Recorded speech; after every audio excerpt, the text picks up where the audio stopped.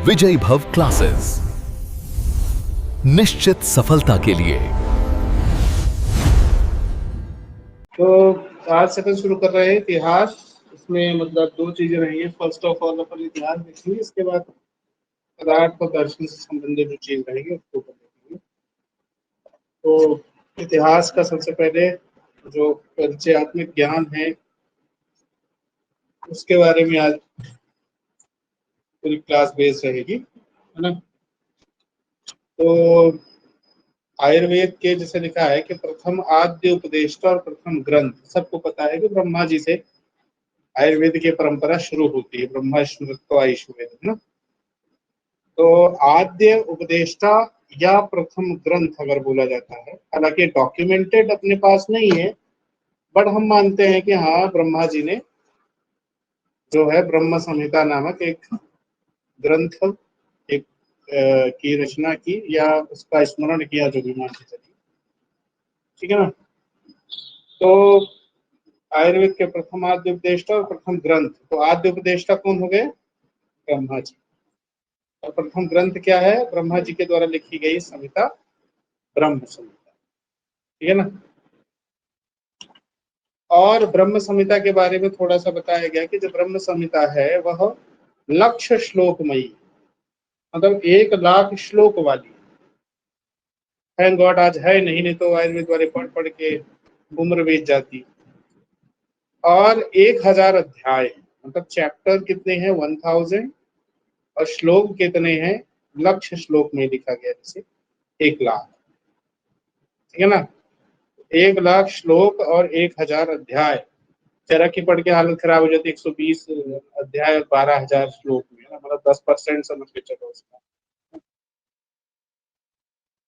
Anyways, तो फिर आगे फिर क्या है चीजें आती हैं कि आयुर्वेद अथर्ववेद का उपवेद है, कि ज्यादातर लोगों ने माना है, ठीक है। तो अथर्ववेद का आयुर्वेद क्या है? उपवेद। और काश्यप का थोड़ा एक अलग वर्जन है। काश्यप ने आयुर्वेद को, जैसे 4 वेद होते हैं वैसे आयुर्वेद को पंचम वेद की संज्ञा दी है। तो कई बार परीक्षाओं में पूछा गया है कि पंचम वेद आयुर्वेद को किसने माना है, तो काश्यप जी ने इसको पंचम वेद माना हुआ, ठीक है ना। यहाँ पर नीचे देखिए कि चरण व्यूह और प्रस्थान भेद नामक ग्रंथ है। ये 2 ग्रंथ आपको दिख रहे होंगे, चरण व्यूह प्रस्थान भेद। इसमें बताया गया कि आयुर्वेद ऋग्वेद का उपवेद है। ध्यान रखिए, ये थोड़ा नई बात है। अगर कोई बोले कि भैया आयुर्वेद को ऋग्वेद का उपवेद किसने माना है, तो चरण व्यूह और प्रस्थान भेद कर दिया, ठीक है ना। पंचम वेद किसने माना? अपन ऑलरेडी देख चुके, काश्यप ने माना। अथर्ववेद का वेद ज्यादातर लोगों ने बोला, ठीक है ना। एक वे फिर आता है कि चलो ये तो मान के चलो ब्रह्म देव परंपरा हो गई कि ब्रह्मा जी ने ब्रह्म संहिता बनाई। धरती की सबसे बड़ी संहिता जैसे यहाँ पर लिखा हुआ है कि भूलोक की सबसे बड़ी संहिता का नाम है क्षारपाणी संहिता, ठीक है। अब इसके बारे में ज्यादा डिटेल नहीं है क्योंकि ये उपलब्ध नहीं है, अप्राप्त, ठीक है, नॉट अवेलेबल, ठीक है ना। तो ये है आयुर्वेद के 2 संप्रदाय जो प्रचलित हैं। और भी संप्रदाय, भास्कर संप्रदाय बिल्कुल पड़ेगी, बट यहाँ मूलतः 2 संप्रदाय जो है ना, एक आत्रेय और एक धन्वंतरी, मतलब ट्रेंडिंग वाले जो 2 संप्रदाय, एक मेडिसिन वाला है और एक सर्जरी वाला, ठीक है ना। फिर इसके बाद नेक्स्ट में आप देखिए तो ब्रह्म वैवर्त पुराण आता है ना। पुराण जो है 18 प्रमुख पुराण होते हैं। तो पुराणों में जैसे अपन पढ़ेंगे तो आए कहीं, पुराणों में जो है वो ऋषियों के बारे में बताया जाता है, मनवंतर का बताया जाता है कि मनु होते, कितने अवतार हुए, इस टाइप की कहानी आपको मिलेगी पुराण, है ना। सृष्टि उत्पत्ति के बारे में बात की गई है, बड़ा दर्शन है उनकी भी, है ना। तो वैसे ही एक पुराण का नाम है ब्रह्म वैवर्त पुराण। इसे तो नाम सुना होगा, गरुड़ पुराण, दुनियावर्त पुराण, विष्णु पुराण। तो ब्रह्म वैवर्त पुराण में भास्कर नामक एक अलग संप्रदाय का उल्लेख मिलता है, याद। क्योंकि ये व्यापक नहीं है, व्यापक नहीं मतलब हर जगह एक्सेप्टेड नहीं, वन ऑफ केस है कि मतलब ब्रह्म वैवर्त में ऐसा आता है कि भास्कर संप्रदाय ना, भास्कर नाम का भी एक अलग से संप्रदाय, तो इसको याद रखिएगा। आयुर्वेद के फिर बताया गया कि मूलभूत सिद्धांत कहाँ से लिए गए। जैसे अपन दर्शन जो होता है वह आयुर्वेद का बेसिक है, समझ नींव।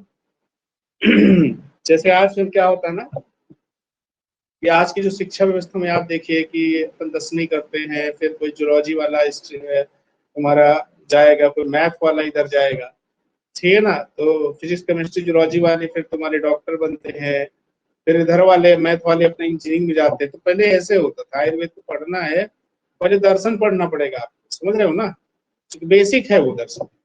तो वही बात की है कि आयुर्वेद के आधारभूत सिद्धांत अगर बात की जाए कि फंडामेंटल प्रिंसिपल्स जो आयुर्वेद के ज्यादातर किससे दिए गए, सांख्य और योग से दिए गए, याद रखिए,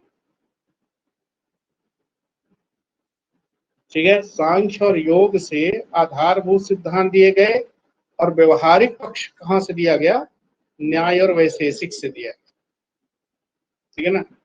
जैसे अपन तर्क पढ़ते हैं, प्रवास पढ़ते हैं, 44वाद मार्ग पढ़ते हैं, संभाषाएं पढ़ते हैं, पंचावयव पढ़ते हैं, ये सब तुम्हारा जो है न्याय से निकल के आया हुआ, ठीक है ना। इंस्पायर्ड है, मुझे नहीं करना चाहिए पूरा है, तो पढ़ने वाले थे तो उसी हिसाब से चीजें उन्होंने बताई। प्रमुख चिकित्सा पद्धतियां और उनके जनक। अब जैसे सबको पता है कि भैया आयुर्वेद अमृत कलश के साथ प्रकट हुए थे अपने धन्वंतरी। एक आदि धन्वंतरी है और एक दिवोदास धन्वंतरी, धन्वंतरी कई होते हैं ना।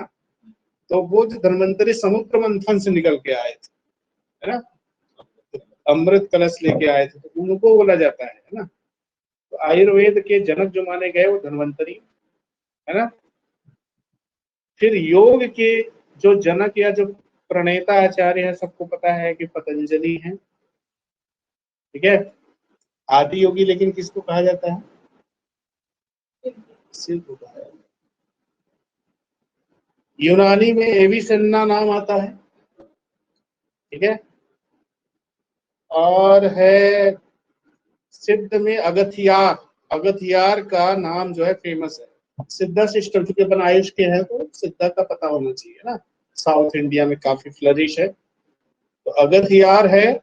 होम्योपैथी का तो सभी को पता है, हेनीमैन, चार्ल्स हेनीमैन, है ना। तो हेनीमैन जो है इनके फादर, चूंकि फादर वाली अपने यहाँ परंपरा नहीं थी, प्रणेता या जनक ऐसा कर सकते हैं। मेडिसिन का तो सभी लोगों को पता है, हिपोक्रेटिस, ठीक है। तो हिपोक्रेटिस का संबंध इनके साथ आता है। फिर इसके उपरांत अपन देखते हैं तो प्रमुख ऋषि भिषक, उनकी परिचय और उपमाएं, और एग्जाम में ये भी पूछे जाते रहे हैं चीजें, है ना। तो उनका कुछ टाइटल दे दिया जाता है ना। तो जैसे अगस्त्य मुनि को क्या बोला जाता है, ये दक्षिण भारतीय चिकित्सक, साउथ के डॉक्टर, है ना। तो अगस्त मुनि, अगस्त ऋषि, है ना। तो ये साउथ के हैं। और फिर इसके बाद एक कांकायन को बाहलीक भिषक बोला जाता है, ये विदेशी है एक्चुअली। बाहलीक एक जगह जैसे कभी पढ़ोगे तो हिस्ट्री में आता है बैक्ट्रिया करके, मैसिडोनिया, यूनान, जिधर से सिकंदर आया था, है ना, उधर से ये बंदा आया था। हो सकता है घूमते फिरते आया है, चलो ठीक है, पार्टी करके आते हैं इंडिया में, है ना। लेकिन मैं इस बाहलीक का कई जगह तुमको संदर्भ मिलता है जब तुम पढ़ते हैं। तो ये विद्वान था। महर्षि पैंगी, नाम से स्पष्ट आ रहा है, चैंगी पैंगी सब चीनी है ना। ये चीनी चिकित्सक है। हिरण्याक्ष देख लो, ये यूरोपियन था। हिरण्याक्ष, जैसे हिरणी की आंख चमकती है तो वैसे इसकी भी चमकती थी, वैसे उन्होंने आंखों की उपमा के आधार पर नाम रख दिया। तो ये जो है यूरोपीय चिकित्सक, यूरोपियन था, है ना। चक्रपाणी का बहुत बार पूछा गया एग्जाम में भी कि भैया चरक चतुरानन, सुश्रुत सहस्त्र नयन नाम दिया गया, लेकिन इस नाम देने के पीछे की कहानी क्या है। कि जब चक्रपाणी आयुर्वेद दीपिका टीका लिखते हैं तो इनके प्रशंसक कहते हैं कि चरक चतुरानन, चतुरानन चार मुख वाले ब्रह्मा जी को बोला। अब जब ये भानुमति टीका सुश्रुत सूत्र पर लिखते हैं तो इनको कहा जाता है सुश्रुत सहस्त्र नयन, ठीक है ना। ये उपाधियां हैं एक्चुअल में चक्रपाणी के लिए, चरक चतुरानन और सुश्रुत सहस्त्र नयन। अब रावण जानते हो, रावण को ज्यादातर लोग वही जानते हैं कि भैया ये तो सीता जी को चुरा ले गया था, फिर राम ने इसका काम तमाम कर दिया, है ना। लेकिन इन सब बुराइयों के बावजूद रावण में कुछ अच्छाइयां भी थी, है ना, क्योंकि लोग कहते हैं कि उस समय उससे प्रकांड विद्वान और तपस्वी नहीं था, है ना। तो अपन अच्छाई वाली बात लेते हैं, बुराई को तो ठीक है, अपन दशहरे के दिन जला देते हैं तो बचता ही नहीं है। तो उसमें पुलस्त ऋषि का पौत्र था ये, नाती पोता। और इसने नाड़ी विज्ञान और अर्क प्रकाश का रचयिता भी एक रावण आता है, लेकिन इसमें डिस्प्यूट है कि वो रावण दूसरा है ना। बट रावण के नाम से एक आदमी को उल्लेख होता है, तो याद रखिएगा नाड़ी विज्ञान और अर्क प्रकाश, है ना। ये लेखक भी कौन है? रावण जी है। कौन वाला दशानन रावण है कि कौन दूसरा है? ये दूसरा है एक्चुअल में, उसका तो संदर्भ नहीं आना चाहिए। तो इसीलिए तीन चीजें बताई गई, एक तो ये पुलस्त का पौत्र है जिसको राम ने मारा, एक नाड़ी विज्ञान, एक अर्क प्रकाश भी रावण के ही नाम से विख्यात, ठीक है ना। जैसे इसने क्या है, जब लंका बनाया रावण ने, तो सारे देवताओं को अपने यहाँ बंदी बना के रखा हुआ था, ठीक है। जैसे बोलते हैं लक्ष्मी धन की देवता है, लेकिन ट्रेजरी कौन होता है उसका? यक्ष। यक्ष इसका भाई है, अगस्त मतलब पुलस्त से ही रिलेटेड इसका भी होता है, समझ रहे हो ना। तो उनने क्या सोने की लंका बना दी, बोले जाना मत, यहीं रहो, बांध के रख दिया तो वहीं पे, है ना। तो ऐसे बहुत सारे देवताओं को उसने अपने बंदी बना के रखा हुआ था। चलिए, तो रावण के बाद अपन चलते हैं बादरायण, जो बहुत फेमस है। बादरायण को ही वेद व्यास कहा जाता है, लेकिन अच्छा नाम इनका बादरायण, है ना। महाभारत भी जो अपन बात करते हैं तो वेद व्यास का जिक्र आता है। तो वेद व्यास क्यों कहते हैं? क्योंकि उन्होंने वेद का व्यास किया, वेद का विभाजन। पहले वेद एक ही होता था, वेद को 4 वेदों में बांटने वाले थे, इसलिए वेद व्यास कहलाया, ठीक है ना। अब इनकी अन्य रचनाओं में ये देख लीजिए, गरुण और अग्नि पुराण के भी रचयिता है, ठीक है ना, उन्हें वेद व्यास। अब दर्शन अपन जब पढ़ते हैं, वेदांत दर्शन याद आ रहा, वो भी बादरायण कृत, इसमें बोला गया कि अहम ब्रह्मास्मि ब्रह्म सत्यम जगत मिथ्या, और बड़ी शानदार ब्रह्म की उन्होंने विवेचना करी है कि ब्रह्म शब्द या ब्रह्म तत्व है जिसमें ब्रह्म अगर निकाल दिया जाए फिर भी ब्रह्म बचेगा, ब्रह्म जोड़ दोगे तो भी ब्रह्म बचेगा, समझ रहे हो, इस टाइप की चीज आती है। तो वो बड़े ज्ञानी लोग थे। अब यहाँ पर आ रहे हैं प्रमुख ऋषि प्रणीत ग्रंथ। ये 16 ऋषियों के नाम है, उनके संबंधित ग्रंथ के भी आपको नाम यहाँ पर प्राप्त होंगे, ठीक है ना। तो अपन जब पढ़ेंगे भास्कर संप्रदाय, यही 16 लोग के नाम आते हैं ना। चलो यहाँ देख लेते हैं। तो इसमें एग्जाम में आते हैं क्वेश्चन, ध्यान रखना, इनके काफी महत्वपूर्ण है। धन्वंतरी धन्वंतरी जी ने चिकित्सा तत्व विज्ञान नामक ग्रंथ लिखा। तो धन्वंतरी का तत्व, एक चिकित्सा तो बड़ा कॉमन सा रहेगा ना, एक चीज ऐसे पकड़ लेना कि भैया तत्व जहां पर आ रहा है तो धन्वंतरी का संबंध हो जाएगा, ठीक है ना। ऐसे शिवदास सेन पर पढ़ेंगे, है ना, चरक तत्व, है ना, चंद्रिका तत्व वाला जो है तो शिवदास सेन पकड़ में आ जाती है, ठीक है ना। तो ऐसे ये है। दिवोदास धन्वंतरी एक है, दिवोदास, काशीराज दिवोदास। इन्होंने चिकित्सा दर्पण लिखा, तो दिवोदास का दर्पण हो गया। दिवोदास और दर्पण को ना मिलता जुलता सा। फिर इसके बाद एक काशीराज भी आ गया काशीराज अलग है। काशीराज ने लिखा चिकित्सा की कौमुदी, काशी की कौमुदी, दिवोदास का दर्पण और काशी की कौमुदी, ठीक है ना। तो आपको थोड़ा कंफ्यूजन कम रहेगा ऐसे अलग से अगर अपन करेंगे तो, ठीक है ना। इसमें तत्व ले लिया, इसमें अपन ने दर्पण ले लिया, इसमें अपन ने कौमुदी ले लिया, ठीक है ना। फिर अश्विनी कुमार आ गए। अश्विनी कुमार ने चिकित्सा सार तंत्र नामक ग्रंथ लिखा, ठीक है, अश्विन सार। इसमें सार अगर आप पकड़ के चले कहीं से जोड़ के तो काम बन सकता है। और नकुल नामक, नकुल सहदेव वही, तो नकुल ने वैद्यक सर्वस्व, वेरी इंपॉर्टेंट है ना, एग्जाम पूछे गए हैं। वैद्यक सर्वस्व के लेखक कौन सा है? कौन है? नकुल है। आर्य को भी वैद्यक सर्वस्व बोला गया इसीलिए। तो याद रखिएगा, तो हारित हो गए। अब ये यहाँ पर नकुल ने लिखा। सहदेव भी बड़े होशियार थे। देखो, अर्जुन, भीम और युधिष्ठिर ये तो लड़ाई झगड़े में माहिर थे, अभी पढ़ने लिखने में होशियार थे। इनने क्या वैदिक सर्वस्व नकुल ने लिख दिया। अब सहदेव ने व्याधि सिंधु विमर्दन, ठीक है। तो सहदेव का सिंधु हो गया और नकुल का है वैदिक सर्वस्व। दश्र है, दश्र कौन थे? जैसे अश्विनी कुमार की अपन बात करते हैं, दो भाई थे, नासत्र और दश्र करके आया, वही दूसरा वाला है दस, समझ रहे हो ना। इन्होंने कौन सा लिखा ग्रंथ? भ्रमग्न। इनके ग्रंथ का नाम क्या है? भ्रमग्न। तो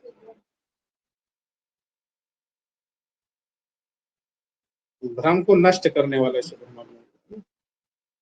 यम देखो, सबसे बड़ा ज्ञानी था यम, इसलिए ज्ञानार्णव, यम का ज्ञान हो गया ना, ज्ञानी यम।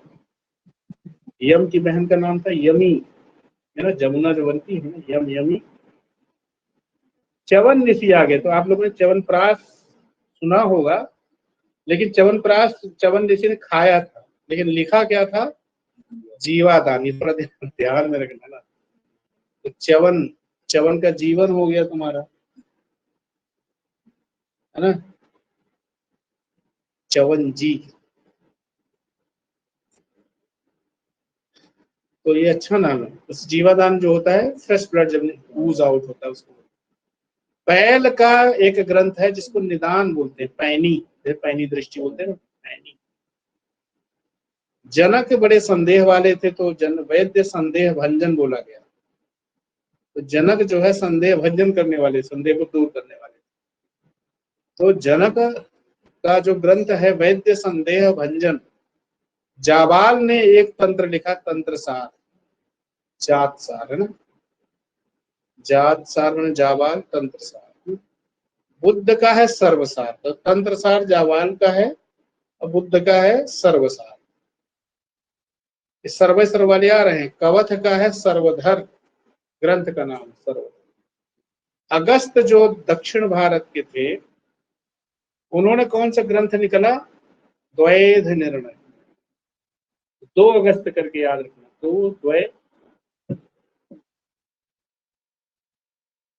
और जानजली या जाजली ने वेदांग सार नामक ग्रंथ लिखा, है ना। सार वाला एक तंत्र सार, एक सर्वसार, एक वेदांग सार, देख रहे हो। वैसे चिकित्सा वाला बहुत कंफ्यूज करेगा। चिकित्सा तत्व विज्ञान, चिकित्सा दर्पण, चिकित्सा कौमुदी, चिकित्सा सार तंत्र। वैद्य सर्वस्व अपने आप में महत्वपूर्ण है ना। तो इनको थोड़ा सा अच्छे से लिखना, मतलब अपने भी याद करना पड़ेगा, वो जल्दी भूलते हैं ना। अब यहाँ आयुर्वेदावतरण की परंपरा देख लीजिए, पूरा चार्ट आउट है यहाँ पे। तो चरक संहिता, ज्यादातर लोगों ने यही क्रम फॉलो करा है ना। चरक ने जैसे बोला कि एक देव परंपरा थी कि चरक के अनुसार ब्रह्मा ने सबसे पहले आयुर्वेद का स्मरण करा, है ना। और फिर ये ज्ञान किसको दे? उनके मानस पुत्र थे दक्ष प्रजापति, बकरे का सर वाला आदमी, है ना। दक्ष प्रजापति को उन्होंने ज्ञान दिया। दक्ष ने फिर आगे किसको दिया? अश्विनी कुमारों को दिया, जिनको अपन बोलते हैं देवा नाम भी जो, ठीक है। और फिर इसके आगे कौन आता है? इंद्र। अश्विनी ने इंद्र को चेला बनाया कि भैया तुम ले लो, है ना। अब इंद्र के बाद ये पूरा देव परंपरा में आपका आता है, चलो, है ना, कि ब्रह्मा, दक्ष, अश्विनी और इंद्र। अब आगे फिर आपको कहानी याद ही है, वो संभाषा परिषद, त्राही माम मचा था पृथ्वी में। तो भारद्वाज ने स्वयं को कहा कि मुझे इंद्र के पास भेजो, मैं बहुत सीनियर हूँ, है ना। तो उग्र तपा भारद्वाज फिर जाते हैं इंद्र की सभा में, और इंद्र ने त्रिसूत्र आयुर्वेद का ज्ञान जैसे ब्रह्मा से मिला था उनको सौंप दिया, बेटा यात्री अपनी सामान्य सुरक्षा स्वयं करे, ले जाओ पढ़ा देना बच्चों को, है ना। वही अपन लोग पढ़ रहे हैं आज तक। फिर उनके जो शिष्य थे भारद्वाज के, तो पुनर्वसु आत्रेय, और पुनर्वसु ने अपने 6 बड़े प्यारे जो शिष्य थे, अग्निवेश भेल, जतुर्वर्ण, हारित, पाराशर, क्षारपाणी। क्षारपाणी संतवन पढ़े थे, भूलोक की सबसे बड़ी। अब ये अग्निवेद संहिता तो बल तंत्र तो फेमस हो गया, चरक के नाम से आगे आ गया, इनकी वाली नहीं होगी अपने को, है ना। ढेर जतुकर्णी मतलब हारी पराशर भी कहीं के मिलता है, क्षारपाणी संहिता नहीं मिलती है ना। तो याद रखिएगा कि क्षारपाणी मतलब कौन थे, हाथ में छार लिए घूमते थे, इसलिए क्षारपाणी कहलाए। चक्रपाणी मतलब जो हाथ में चक्र लेके, मतलब ये विष्णु के पर्याय है ना, चक्र। तो आप जहां भेद पाए, आप जहां भेद पाए, हाँ ऐसा।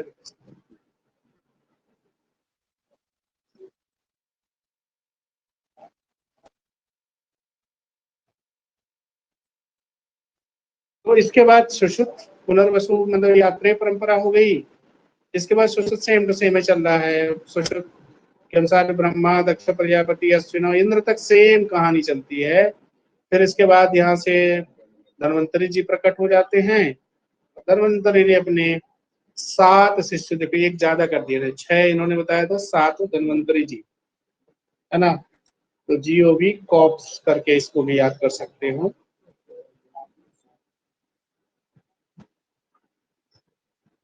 सात नाम है औपधेनव, पौष्करापद, गोपरक्षित और वैतरण और सुश्रुत। तो सबसे लास्ट में सुश्रुत। जीओवी कॉप्स करके भी याद कर सकते हो, जैसे भी आप बना, हर बार नई नई ट्रिक आ जाती है। काश्यप संहिता में आ जाइए। काश्यप में थोड़ा सा परिवर्तन हुआ। ब्रह्मा ने सीधे ज्ञान दिया श्री कुमार को, बोले कि भैया दक्ष को हटा देते हैं। याद रखिए ये अंतर है इस, बाकी कहानी तो चल ही रही है। अश्विनी ने इंद्र को दिया। पिक्चर से कौन गायब है, दक्ष।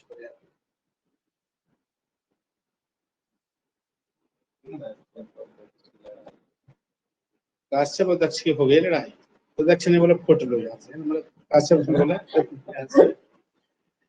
चलो। फिर इंद्र ने, देखो अब यहाँ परिवर्तन हो रहा है। इंद्र ने जो है 4 लोगों को ज्ञान दिया, जिसमें काश्यप, इंद्र इधर से हटा देने, इधर का हो गया, वशिष्ठ, अत्रि और काव। काश्यप, अत्रि, विशिष्ट और, तो ये 4 लोगों को ज्ञान दिया काश्यप संहिता में। इसमें काश्यप संहिता अपन पढ़ते ही है। फिर इसके बाद देखिए अष्टांग संग्रह हृदय, बहुत ज्यादा परिवर्तन है नहीं, फर्स्ट ईयर में ही सब पढ़ लिए होंगे, ब्रह्मा स्मृत्वा ईश्वर वेदम। तो सेम टू सेम है, जब चला आ रहा है गाड़ी। एक तो क्या है, बड़े वाले जो हैं वो सुश्रुत की, जैसे धन्वंतरी बता दी, इधर अग्नि में शादी कर दी है, थोड़ा सा अंतर आ रहा है यहाँ पे। ये आत्रेय तो यहाँ पर भी आ रहे हैं, ठीक है ना, आत्रेय इधर भी आ रहे हैं। इधर ये धन्वंतरी भारद्वाज निमि काश्यप है, हाँ भारद्वाज को शिष्य बना दिए, उल्टा पुल्टा कर। और एक बार इन्होंने ज्यादा ज्ञान न देते हुए, क्योंकि उन्होंने क्या समन्वय किया सुश्रुत और इनको मिक्स किया, तो ये थोड़ा सा अंतर याद रखना, है ना। भारद्वाज धनिक हो गया, धनिक मतलब धन्वंतरी, निमि और काश्यप, यात्रे का है, और ये तो पूरा फॉलो किए हैं चरक के अनुसार। फिर इसके बाद भाव प्रकाश में आ जाइए। भाव प्रकाश भी तो इसी धरती के थे। भाव प्रकाश ने वही फॉलो करा हुआ है, ब्रह्मा, दक्ष, अश्विनी, इंद्र, आत्रेय, अग्निवेश आदि, तो इसमें कोई परिवर्तन नहीं खासकर। अब यहाँ देख लीजिए भैया कि भास्कर ने, ये बड़ा अंतर है, ठीक है। काश्यप ने भैया प्रजापति को आउट कर दिया, भास्कर ने ब्रह्मा को पिक्चर से हटा दिया। तो उन्होंने बोला कि यार ब्रह्मा जी दूसरे काम करके सृष्टि रचना उचना करेंगे, तो अपन क्या करते हैं, डायरेक्ट प्रजापति से शुरुआत करते हैं, है ना। ये तो पहला व्यक्ति है जिसने ब्रह्मा जी को रिप्लेस करा होगा, है ना? और एक और खास बात है कि प्रजापति ने फिर पंचम वेद बनाया। पंचम वेद जिसको अपन बोलते हैं आज, तो याद रखना कि पंचम वेद भाई साहब काश्यप, इसमें प्रजापति से संबंधित है, तुम्हारा भास्कर संप्रदाय से, है ना। और भास्कर संहिता फिर बनाते हैं आगे चल के, खुद है अपने नाम से संहिता टीप देते हैं भास्कर संहिता। और फिर 16 शिष्य जो अपन उधर पढ़ के आए, कवच, ब्रह्मज्ञ और दुनिया भर का, ये वही है ना। कोई बोले कौन है, वो नकुल सहदेव सब उन्हीं के शिष्य थे।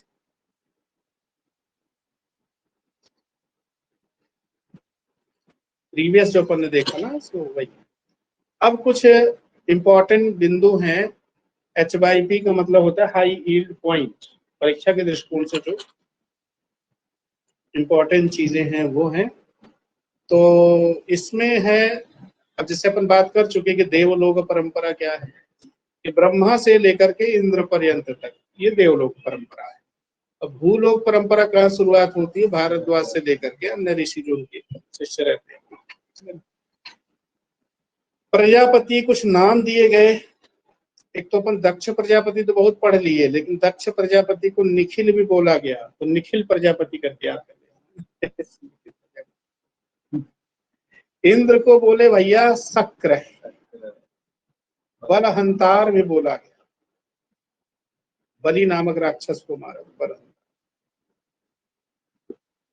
और शक्रपति भी बोलते हैं ना, सॉरी शक्रपति इसी को बोलते हैं। भारद्वाज को क्या बोला गया सबको, ये उग्र तपा बहुत बार पूछा गया। उग्र तपा और अमित आयु, जिनकी आयु बहुत अपरिमित, और उग्र तपा चूंकि घनघोर तपस्वी, समझ रहे हो, भारद्वाज। पुनर्वसु आत्रेय के लिए नाम आते हैं, उदार कीर्ति, चंद्रभागिना, अगध वेद सिंधु, एक और शब्द जोड़ लेना, प्रवर्तक।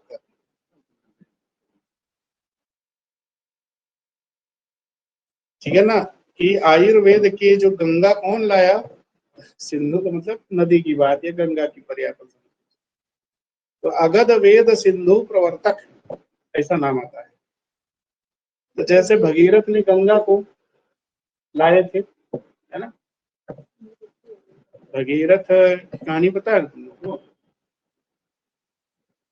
राजा सगर के हजारों लाखों पहले लोग पैदा होते थे बच्चे, तो कोई ऐसी बात थी तो उनके पुत्रों ने जो है कपिल मुनि से दुस्साहस कर दिया। कहीं ध्यान कर रहे थे तो कुछ ढूंढने गए थे किसी चीज को, तो बच्चे थे नादान, तो अब सुने नहीं। पहले तो तपस्या में लीन हो जाते थे, तो दिन सदियां बीत गई, ऐसा चलता था। तो उनकी तपस्या उन्होंने भंग कर दी, गुस्से में फिर उठे और दे दिए श्राप, तो सब भस्मीभूत हो गए क्रोधाग्नि से। तो पहले ये होता था कि भैया जो मतलब ऐसे जिनको श्राप मिलता था उनको मुक्ति नहीं मिलती थी, मुक्ति कौन दिलाए। तो देवताओं के पास जाके उन्होंने मिन्नतें की कि भैया इनको मोक्ष कर दो, है ना, इनकी जो आत्मा है वो कम से कम भैया, इतनी बड़ी बात होती थी। तो कुछ हुआ नहीं, उसका समाधान नहीं निकला। फिर इनके जो पुत्र थे असमंजस, आगे चल के जो परंपरा में आती है, दिलीप, राजा दिलीप, फिर भगीरथ। तो भगीरथ वही एक पांव में खड़े होकर तपस्या करते, और ये गंगा भाई ऊपर रहती थी भाई, इंद्र लोक, स्वर्ग लोक में रहती। फिर वो शंकर जी प्रसन्न होकर उनकी तपस्या से फिर अपनी जटा से छोड़ते हैं, वो कहानी चली आई। तो भगीरथ बड़े फेमस व्यक्ति थे, है ना। तो वैसे ही आयुर्वेद के भगीरथ हैं ये कौन, अत्रेय जी, पुनर्वसु। चलिए, रामायण में जो कि महाकाव्य है ना? रामायण और महाभारत दोनों महाकाव्य हैं, ठीक है। तो वो रामायण में इंद्र को क्या बोला गया भाई साहब, मेष वृषण बोला गया, तो नाम है, याद करिए। चरक संहिता में आयुर्वेदावतरण अध्याय सूत्र 1 में, चिकित्सा सूत्र 1 में आता, 2 जगह आपको पता है ना, थोड़ा थोड़ा सा वर्जन में अंतर है। अचिकित्सकीय ग्रंथ जिसमें आयुर्वेद सबसे पहला वर्णन मिलता है, महाभारत महाकाव्य है, चिकित्सा सब लोग लेना देना नहीं है उसका, समझ रहे हो ना। तो याद रखिएगा, महाभारत में सबसे पहले आयुर्वेद शब्द आता है, और वैद्य शब्द सबसे पहले कहाँ, किस अचिकित्सकीय ग्रंथ में आता है, तो इसका आंसर है, आपने सुना होगा सुषेण वैद्य, है ना। रावण का जो रॉयल फिजिशियन था, हनुमान जी उठा के ले गए थे जब नाक फांस लगा था, है ना। तो वही है, वैद्य शब्द सबसे पहले रामायण में आता है, वाल्मीकि रामायण में। रामचरितमानस तो चलो बाद में लिखा गया ना। तो ये कुछ बेसिक्स हो गए। इसके बाद तंत्र, जैसे आपने पढ़ा होगा कि अग्निवेश तंत्र है ना, वृद्ध जीव की तंत्र। तो तंत्र होता क्या है? तंत्र वो पुस्तकें होती हैं जो मूलतया सूत्र रूप में लिखी जाती है। सूत्र रूप का मतलब होता है जो संक्षेप में लिखी जाती है, वो डिटेलिंग नहीं रहती है। छोटा सा श्लोक दे दिए कि ह्रास हेतु विशेषस्य, अब बेटा क्या समझो, क्या इसका मतलब है, क्या हम कहना चाह रहे हैं, तो तुमको नहीं समझ में आएगा, तुम लाख श्लोक याद कर लो। जब तक आप उसकी टीका, उसके अर्थ को नहीं समझोगे तो आपको नहीं समझ में आएगा क्या कहना चाह रहे हैं। एक तरह फार्मूला के टाइप में दे देते, समझ रहे हो? स्क्रीन का प्रॉब्लम है, उधर तो चल रहा है। तो क्या चीज हो जाएगा? जो फॉर्मूला के रूप में होता है वो क्या कहलाएगा? तंत्र कहलाता है। ठीक है ना? सबको दिख रहा है? स्क्रीन विजुलाइज है?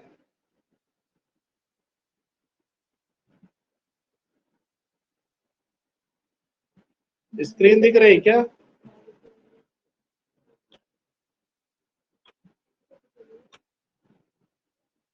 दिख रहे तुम्हारे उसमें नेटवर्क का कुछ प्रॉब्लम। चल, तो हाँ, अपन बात क्या कर रहे थे? तंत्र की बात कर रहे थे।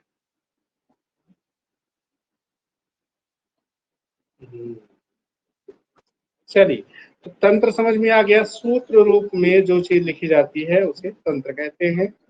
संहिता किसे कहते हैं? भाष्य के रूप में समस्त अंगों का विस्तृत विवेचन। भाष्य का मतलब क्या हो जाएगा? टीका के रूप में। भाष्य मतलब टीका के रूप में, ठीक है ना? जैसे अपन चरक पढ़ते हैं तो आयुर्वेद दीपिका टीका पढ़ते हैं समझने के लिए, उसमें एक एक शब्द का मतलब बताया जाता है कि इसका सेंस क्या है, ठीक है ना?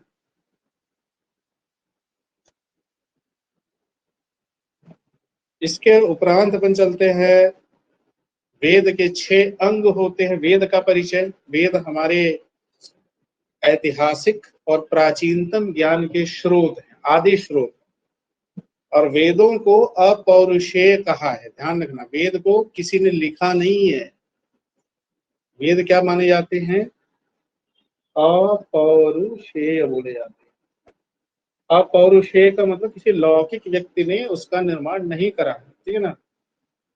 और उसकी जो ऋचाएं होती हैं उसमें कई सारे ऋषियों ने जो ज्ञान आत्मसात किया है। ऋषि भी देवतुल्य होते थे, हल्के फुल्के नहीं, सालों साल तपस्या करते थे। अब पता चला कि उनको कोई मंत्र पता चल गया कि मान लो कोई मतलब कोई बीमारी से ग्रसित है, उसका मंत्र उनको आत्मसात हो गया, समझ रहे हो? सॉफ्टवेयर इंस्टॉल हो गया, इंफॉर्मेशन गई उनके पास। तो वो चीजें क्या होती थी, वो फिर मंत्रबद्ध करके अपने शिष्यों के बीच में उस चीज को पॉपुलर कर देते थे, समझ रहे हो ना? फिर आगे चल के वो मंत्रों का फिर कलेक्शन हुआ और फिर वेद बनते। तो वेद बहुत ज्यादा डेमोक्रेटिक, बहुत लिबरल साइंस है, एक बात ध्यान में रख लेना। तो वेद के 6 अंग होते हैं: शिक्षा, कल्प, व्याकरण, निरुक्त, छंद, ज्योतिष। ध्यान रखना, ये 6 जो वेदांग होते हैं इनके भी आप बिल्कुल नाम रखिए यार। शिक्षा कब, क्या था? शिक्षा कब निकली छंद ज्योतिष से, या ज्योति कब निकली शिक्षा से, है ना? तो ऐसे करके आप इसको याद कर सकते हैं, है ना? ये 6 याद रखिएगा। इनके सबके अपने अपने मतलब होते हैं। शिक्षा, कल्प, जो कि आपको सारी चीजें बताई जाती है, नैतिक पक्ष क्या है, कैसे रहना है, क्या पढ़ना लिखना है। व्याकरण, भाषा का ज्ञान होना। निरुक्त, एटिमोलॉजी वगैरह जो पढ़ते हैं। छंद होता है, बहुत इंपॉर्टेंट है, क्योंकि श्लोक जो है, जो तुम्हारा पद्य में जब लिखा जाता है कविता के फॉर्म में, तो छंद महत्वपूर्ण है। जैसे चरक संहिता में कौन सा छंद प्रयुक्त हुआ, किसी को पता है? चरक संहिता में कौन सा छंद प्रयुक्त हुआ? अनुष्टुप छंद, याद रखिएगा। अनुष्टुप छंद बोलते हैं इसको, है ना? अनुष्टुप छंद में क्या है? 32 मात्राएं होती हैं। कितनी मात्राएं? 32। तो 8-8, जैसे अपन मान लो 2 लाइन का श्लोक हुआ ना, उसको 4 भाग में तोड़ के 8-8-8 करके उसकी मात्राएं निकाली जाती है। तो 8 चौक 32 हो जाएगा। तो बस इसे दिमाग में रखो कि अनुष्टुप छंद बोला गया है। और ज्योतिष है, तुमको बहुत सारी चीजें ज्योतिष की मिल जाती हैं कि भैया स्वर्णपात प्राशन पुष्य नक्षत्र में करवाना है, औषधियां कब उखाड़ना है, सारी चीजें है ना, ज्योतिष के हिसाब से चीजें आती हैं। वैदिक वांग्मय जो होता है वह मूल रूप से 4 भाग में होता है। संहिता, ब्राह्मण, उपनिषद और वेदांत।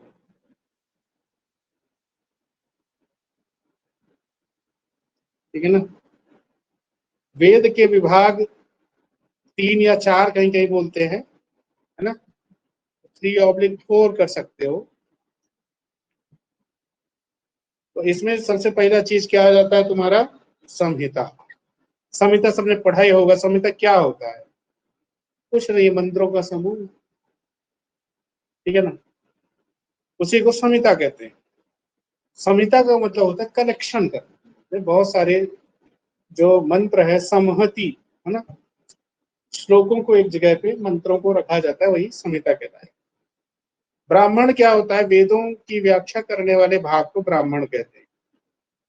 अब संहिता पढ़ के चीजें समझ में आती नहीं है, समझ रहे हो ना, जैसे व्याख्या के लिए अपन ने भाष्य पढ़ा, टीका पढ़ा, है ना, तो वैसे ब्राह्मण पढ़ते हैं। जैसे अपन पढ़ेंगे अथर्ववेद का शतपथ ब्राह्मण, ठीक है ना। आरण्यक क्या होता है, वन में रहकर अध्ययन किया जाता था, इसमें गूढ़ तत्वों के बारे में चर्चा की जाती थी। ठीक है। अब आरण्यक पहले जंगल में तो सारी चीजें होती थी, पढ़ाई लिखाई, है ना, इसीलिए होता है कि घर से दूर जाना पड़ता है पढ़ने लिखने। अब आ गया उपनिषद। वेदों के अंतिम भाग को उपनिषद कहते हैं, सभी लोग जानते हो, है ना। उपनिषद का मतलब है गुरु के समीप बैठकर जिसका अध्ययन किया जाता है। समझ रहे हो कितनी बड़ी बात है ये, टॉप सीक्रेट है ये जो बहुत सारे संहिता। अब पहले तो किताबें भी इतनी अवेलेबल नहीं रहती थी, गिनी चुनी लाइब्रेरी होती रही होंगी। गुरुजी सबको सब बात नहीं बताते थे, है ना, ध्यान में रख लेना। तो गुरु के सानिध्य में रह करके जो अध्ययन किया जाता था, जो बहुत सारी टॉप सीक्रेट चीजें भी पता चल जाती थी। ठीक है ना। अब देखो अर्जुन, भाई द्रोणाचार्य ने सबको पढ़ाया, लेकिन अर्जुन विशेष, उसको जो उन्होंने टॉप चीजें बताई किसी दूसरे ने थोड़े बताई, है ना, नहीं बताई। वही बात है कि जब आप बहुत सारी चीजों को बड़े गूढ़ता के साथ समझते हैं, तो इससे संबंधित है उपनिषद, बड़ा तत्व ज्ञान। उपनिषद में तो बहुत सारे, अपने इंडिया में बहुत अच्छा रिसर्च मतलब हुआ नहीं, मतलब होता नहीं है। विदेशों में भाई साहब उपनिषद को लेकर के और मतलब रिसर्च चल रहा है। जर्मनी जैसे देश, वहां उपनिषद की एक एक सूक्त को लेकर के पीएचडी लोग कर रहे हैं, समझ रहे हैं ना। और अपने यहाँ तो क्या करोगे, जैसे एक वो सूक्त आता है ना, कौन सा, जिसमें सृष्टि उत्पत्ति की बात कही गई कि आज जो वो लोग उस संदर्भ से कोरिलेट करते, बिग बैंग थ्योरी और दुनिया भर का जो चीज है, तो वो लोग वहां से कोरिलेट करते हैं। नाशदी सूक्त बोलते हैं, जहां तक उसको नाशदी सूक्त बोलते हैं, है ना। चलो, तो संक्षेप में अपन चारों वेद हैं, उनमें कितनी कितनी औषधियां उपलब्ध है, थोड़ा बहुत इधर उधर हो गया, इसको इधर लिख लीजिए, 82 कर लीजिएगा, यहाँ पर डैश। तो देखो ऋग्वेद में औषधि कितनी बताई गई, 87, 67 सॉरी, और 82 जो है यजुर्वेद में। यजुर्वेद में 4 वेद तो सबको पता है ना, ऋग्वेद, यजुर, साम, अथर्ववेद। सामवेद चूंकि ये म्यूजिक से रिलेटेड चीज है, तो बहुत औषधियों के बारे में बात नहीं की गई। सर्वाधिक जो हम संबंध जोड़ते हैं अथर्ववेद के साथ, औषधियों के बारे में बात करी गई है अथर्ववेद। अपन और डिटेल में पढ़ेंगे अथर्ववेद के बारे में। फिर इसके बाद आप आ जाइए शाखाएं। हर एक वेद की अपनी अपनी शाखा होती है ना। जैसे मान के चलो आयुर्वेद पढ़ते हैं, तो आयुर्वेद के अष्टांग आयुर्वेद हो गया, अलग अलग डिपार्टमेंट। तो ऐसे एक वेद हो गया, उसके अलग अलग शाखाएं हैं, है ना। तो ऋग्वेद की 5 शाखाएं हैं, यजुर्वेद की शाखाएं मेंशन नहीं है, डैश कर दीजिएगा। सामवेद की 3 है, और देखिए सबसे ज्यादा शाखाएं अथर्ववेद की। आगे अपन पढ़ेंगे कौन सी 9 शाखाएं, ठीक है ना। अब उपवेद देख लीजिए, हर एक वेद का उपवेद भी होता है ना। तो ऋग्वेद के उपवेद का नाम है धनुर्वेद। यजुर्वेद का है स्थापत्य वेद। स्थापत्य समझ रहे हो ना? स्थापत्य का संबंध कैसे मंदिर बनाना है, कैसे स्थांडिल्य बनाना है, कैसे, हाँ, जो यज्ञ में अपन वेदी वगैरह बनाते हैं, ये सब चीजें, तो ये सारी चीजों का वहां पर बात होती थी। और गांधर्व वेद चूंकि साम वेद म्यूजिक से संबंधित है। गंधर्व क्या होते थे? ये संगीत के देवता है, नृत्य गान इन सब चीजों से। अब इनको 50-50 वाला देवता बोलते हैं। ये देवत्व भी था और नहीं भी था। चूंकि इनके अंदर गंधर्व विशेषज्ञ थे तो इनको इंद्र ने भाई आहूत के लिए, भाई आओ नाच गाना अप्सरा अप्सरा डांस करेगी, तुम इनवाइटेड हो, है ही नहीं। आयुर्वेद अथर्ववेद का उपवेद है, ठीक है ना? अब इनके काल विभाजन को लेकर बहुत ज्यादा डिस्प्यूट है, लेकिन जो मान्य तथ्य अभी तक है, अपन डिस्प्यूट भी हो जाए, अपने को जो लिखा मिलेगा वही मानेंगे। 4000 से 6000 बीसी बोला जाता है ना? मतलब आज से 8000 साल पहले मैक्स टू मैक्स अपन समझ सकते हैं। अथर्ववेद का काल जैसे अपन देखते हैं कि जो अग्निवेश तंत्र वगैरह भी लगभग 1500 बीसी के आसपास का है, वहां से लगभग 3500 साल पहले समथिंग। बट ये चीजें बदल सकती हैं आगे चल के, कोई इसमें श्योर नहीं है ना। फिलहाल जो अपने को उपलब्ध जानकारी है उसके हिसाब से यही सकते हैं, ठीक है। अब देखो ऋग्वेद में क्या चीज आपको मिलेगा? शिल्प कला, मूर्तियां कैसे बनानी है ना, वास्तुकला, पूरा आर्किटेक्चर, मूर्तियां, ये सब चीजें। आध्यात्मिक, बहुत ज्यादा स्पिरिचुअल साइंस है ना। और पद्यात्मक है, मतलब ये कविता के, पोएट्री के फॉर्म में लिखी है, याद रखिएगा। मतलब अच्छे से गाया जा सकता है। देखो पहले क्या है कि लेखन उखन का मतलब प्रिंटिंग उंटिंग उपलब्ध नहीं रहती थी, इसलिए जो चीजें बनाई जाती थी तो छंदबद्ध की आसानी से याद हो जाए। अब देखो तुमको कोई गद्य जहां पर भाई 5 लाइन का वो आ जाए, फुल स्टॉप ही नहीं लग रहा है, उसको तुमको याद करना बहुत जटिल हो जाएगा। लेकिन जो संगीत के फॉर्म में होगा या कविता के फॉर्म में होगी जो चीज, उसको आसानी से याद कर सकते हैं। फिर भैया देख लो यजुर्वेद ये गद्यात्मक है कि प्रोज फॉर्म में होता है, लंबे लंबे श्लोक रहेंगे, सांस फूलाएगी बोलने में, है ना। ये मूलतः कर्मकांड पर आधारित कि जैसे मान लो कोई पूजा होना है कि पूजा के नियम क्या है। शादी विवाह होना है तो पंडित जी कैसे शादी विवाह करवाएंगे, समझ रहे? यज्ञ होना है तो कैसे यज्ञ करवाना है आपको। जैसे आप लोगों ने सुना होगा आदिकाल में एक होता था यज्ञ, अश्वमेध यज्ञ होता था, है ना। अश्वमेध यज्ञ तो सुने होंगे ना आप, देखा तो होगा करेगा। अश्वमेध यज्ञ भी होता था, कहीं कहीं पुरुष मेध यज्ञ का भी उल्लेख मिलता है, ठीक है। पुत्रेष्टि यज्ञ आप लोगों ने सुना होगा ना। पुत्रेष्टि यज्ञ भाई दशरथ किए थे, पुंसवन संस्कार है। पुत्रेष्टि यज्ञ संबंध दशरथ से भी है ना, महाराज दशरथ। अश्वमेध यज्ञ भी दशरथ किए थे। बट अश्वमेध मेध का मतलब होता है मतलब सेक्रीफाइस करना, जहां पर घोड़े को सेक्रीफाइस किया जाता है। हाँ, उसमें क्या होता था, जो चक्रवर्ती सम्राट होता था अपना घोड़ा छोड़ देता था, और उस घोड़े को मतलब अगर किसी ने नहीं पकड़ा, किसी ने रोका नहीं, तो इसमें माने कि वो राजा के मतलब स्वीकार कर रहा है कि हाँ हमारी ये राजा ही। किसी ने अगर घोड़ा पकड़ लिया तो राजा को युद्ध करना व्यवस्था हो जाती थी, समझ रहे हो। तो तभी तो चैलेंज होता था, फिर उसको हराते थे या खुद हार जाते थे, यही होता था काम। तो अश्वमेध अपन ने वैसे रामायण वाला देखा, लेकिन बहुत जटिल प्रक्रिया होती। घोड़े को क्या होता था, एक साल नहला धुला के मजबूत वाला घोड़ा, उसके पीछे सिपाही भी होते थे, छोड़ा जाता था। और 4 पटरानियां होती थी राजा की, है ना, जिसमें 30 चौथी वाले को तो इज्जत नहीं होती थी, उसका दूसरा काम। 3 जो होती थी, 1/3 घोड़े में कोई घी लगा रहा है, कोई शहद लगा रहा है, इस टाइप का होता, पूजा करते थे उसको। और उसको छोड़ा जाता था, फिर बकायदा वो लौट के आता था घोड़ा, फिर उसकी लंबी चौड़ी पूजा होती थी, बहुत कर्मकांड के साथ, दिनों दिन चलता था। ऐसा हल्की फुल्की पूजा नहीं होती थी भाई, इसीलिए छोटे मोटे राजा नहीं करवा पाते थे। और फिर लास्ट में उसको सेक्रीफाइस किया जाता था, या तो घोड़े को मार दिया जाता था या सांकेतिक रूप से मारा। जरूरी नहीं कहीं की डिस्प्यूट भी है कि मारा मारते भी नहीं, क्योंकि हमारे यहाँ पशु बलि थी, तो इसलिए अगर ये मानने में कोई गुरेज नहीं करना चाहिए, है ना।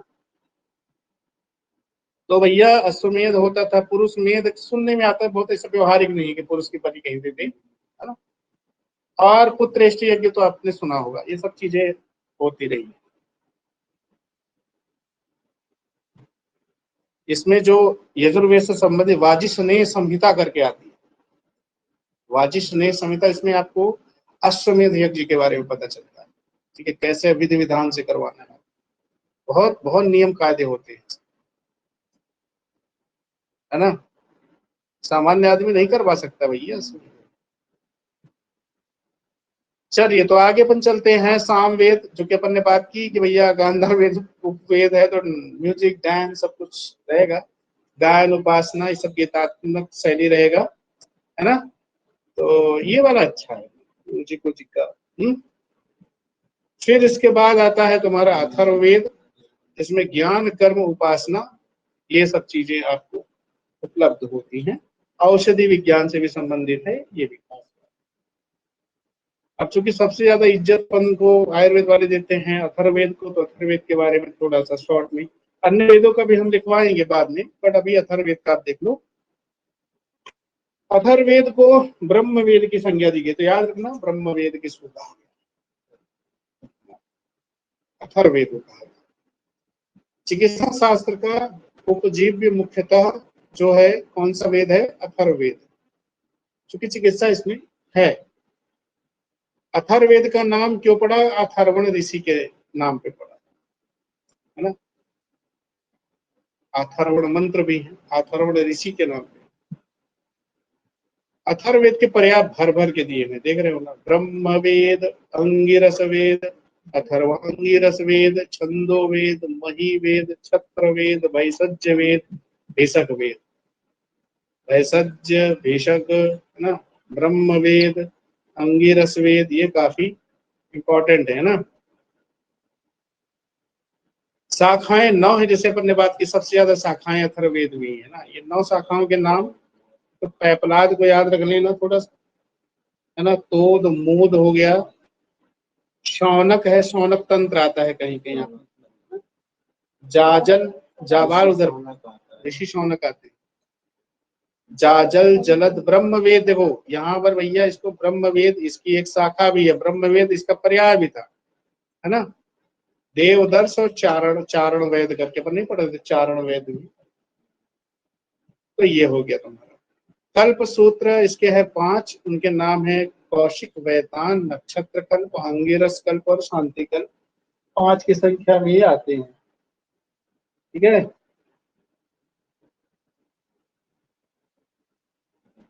तो ये 5 तुम्हारे हो गए। ब्राह्मण बहुत फेमस है, गोपत ब्राह्मण, सतपथ नहीं, इसका गोपत ब्राह्मण, शतपथ ब्राह्मण को उधर तुम्हारे ऋग्वेद से समझ, गोपथ ब्राह्मण। अब ब्राह्मण में क्या किया जाता है, वेदों की व्याख्या करी जाती है। उपनिषद इसके 3 है, फेमस है, प्रश्न उपनिषद, मंडूक उपनिषद और मांडूक्य उपनिषद, ठीक है। तो PM2 या PMM जो भी करके इसको दिमाग में रखिए, प्रश्न, मांडूक्य और मंडूक। अब कुछ और महत्वपूर्ण विशेषताएं इसकी देख लीजिए। हरित, रजत और आयश, इन 3 शब्दों से 3 दोषों का संकेत किया गया। तो हरित से पित्त का, चांदी रजत जिसको बोलते हैं उससे किया गया कफ का, और आयस यानी लोह जो होता है इससे वात का। तो याद करने के लिए आहार करके याद कर देना, आयास, हरित और रजत, तो वात पित्त कफ करके ऐसे आ जाए, है ना। त्रिदोषवाद का स्पष्ट उल्लेख मिलता है भाई साहब, है ना। त्रिदोषवाद आपको मिलेगा अथर्ववेद में, और वात के 5 भेद बताए गए, जैसे चरक में भी 5 ही भेद बताए गए, वैसे स्पष्ट रूप। पित्त को मायु और कफ को बलास कहा गया है, सब आपने पढ़ लिया पहले, है ना, फिजियोलॉजी में भी आया था। तो मायु जो है अथर्ववेद में ही कहा गया, और मायु का मतलब होता है मिनोति देहे ऊष्माणाम, जो शरीर को ऊष्मा मिलती है, गर्मी मिलती है, उसे मायु कहते हैं। तो मिनोति देहे ऊष्माणाम लिखना चाहो उसकी निरुक्ति।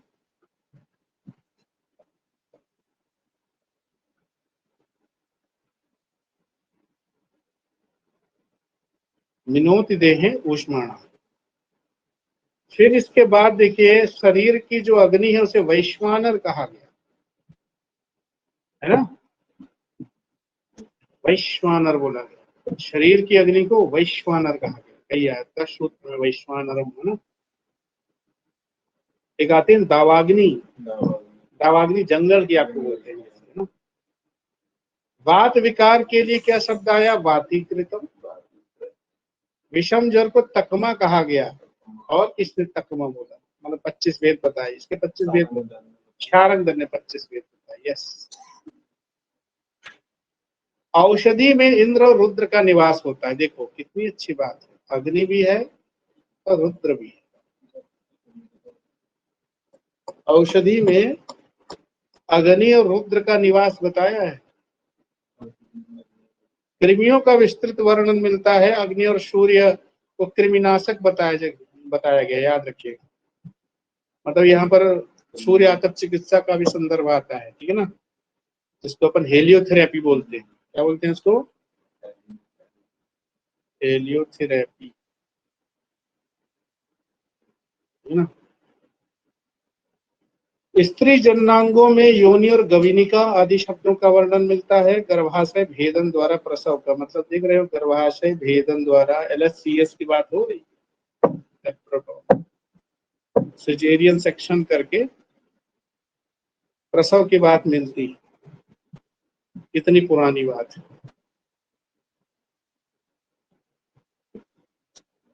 फिर इसके बाद कुछ और इम्पोर्टेंट पॉइंट्स जो वेदों से संबंधित है, तो कभी आए भैया देव भिषक कितने हैं, तो उनकी संख्या होती है, देयर नंबर इज 7। याद रखो, देव भिषक की संख्या 7। अब 7 में देख लीजिए सबसे पहला नाम किसका है, देवों के देव महादेव रुद्र, प्रथमो देव भिषक, याद रखना इसको। प्रथम देव भिषक कौन है, रुद्र है। अग्नि, वरुण, इंद्र, मरुत, अश्विनो, सरस्वती माता भी है। बाकी सब पुरुष टाइप के नाम है, एक सरस्वती माता का भी नाम। अश्विनो तो जरूर है, अपन अश्विनी को बोलते हैं देवा नाम विसर्जो करके आता है, आगे आएगा। देवताओं के वैद्य बोले जाते हैं, लेकिन प्रथम वैद्य नहीं है, याद रखो। प्रथम वैद्य कौन है, रुद्र। बाकी अग्नि, वरुण, इंद्र, मरुत, अश्विनी ये सब है ही। अश्विनी कुमारों ने आथर्वण दधीची से, अब देख लो आथर्वण का नाम यहाँ पर दिया, आथर्वण दधीची से, दधीची में बड़ा फेमस है, उससे उन्होंने मधु विद्या सीखी, कक्ष विद्या सीखी। अब ये दोनों विद्याओं क्रमशः ट्रांसप्लांटेशन, प्लास्टिक सर्जरी कहा जाता है आज के समय, है ना। एवं प्रावर्ग विद्या, जिसमें सिर, कटे सिर का संधान किया जाता है। ये आज की भी साइंस के लिए दुष्कर है ना, कटे सिर का भी संधान किया जाता है। देखो गणेश जी का सिर संधान किया गया है कि नहीं, तो हाँ, दक्ष के बकरे का सिर लगाया था, वो फेमस। तो प्रवर्ग विद्या जो है वो सिर का संधान करने से संबंधित, उसमें तो और बात है, पूसा के टूटे हुए दांत और दुनिया भर बच जाता है, जिससे इन्हें क्या बोला गया, प्राप्त की, जिससे इन्हें मधु विद्या विशारद बोलते हैं। तो ये बोले विशारद का मतलब समझ रहे हो, PhD है। मतलब आज मैंने PhD मुद्दे हैं कि मतलब जितनी PhD होती है, हालांकि वो वाली PhD नहीं होती है, तो नाम मात्र की PhD। तो सही सही अर्थों में विशारद जो थे, तो ये बड़े कुशल थे इस काम, है ना। ये उनको अथर्वण विद्या, मधु विद्या आती थी, कक्ष विद्या आती थी, प्रावर्ग विद्या आती थी, है ना। और ये मधु विद्या विशारद थे, मतलब सुपर स्पेशलाइजेशन, मतलब ट्रांसप्लांटेशन सर्जरी के माहिर थे। अश्विनी कुमार को देवा नाम विसर्जो कहा जाता है, कई बार पूछा गया, और मधु विद्या विशारद भी कहते हैं, अपन ने ऑलरेडी पढ़ लिया इसको। मतलब PhD जिनको ट्रांसप्लांटेशन उसमें थी इसको, मतलब PhD नहीं बोलना चाहिए, सुपर स्पेशलाइजेशन। अश्विनी कुमार अंग प्रत्यारोपण और संजीवनी विद्या में भी कुछ क्या क्या आता था, देख रहे हो उनको। संजीवनी विद्या और देवताओं के हाथ पांव कट जाते थे तो इधर उधर जोड़ने का भी काम करते थे, और संजीवनी विद्या भी में ये माहिर थी, पशु चिकित्सक भी थे, है ना। तो देख लो भैया क्या क्या थे अश्विनी कुमार।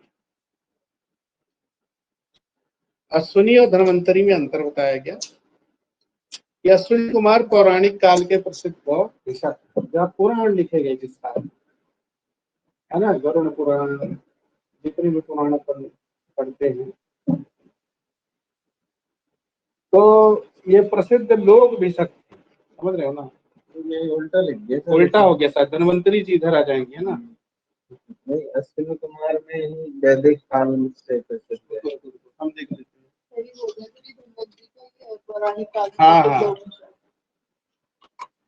नहीं है, कुछ इसमें लिखा है ना कि मधु कलश में अश्विनी रुक जाओ, अश्विनी कुमार वैदिक काल, दो सही बोल रहा है, वैदिक काल के प्रसिद्ध, चूंकि वेद में ही क्या समुद्र मंथन की बात आती है, सही कह रहा हो, थोड़ा सा इसको पहला पॉइंट एक्सचेंज कर लो। हाँ, इधर उधर हो गया होगा, ये इधर का है, ये इधर का है ना, ऐसा कर लेना, इस पॉइंट को थोड़ा चेंज, है ना, मतलब ये दोनों एक्सचेंज हो गए।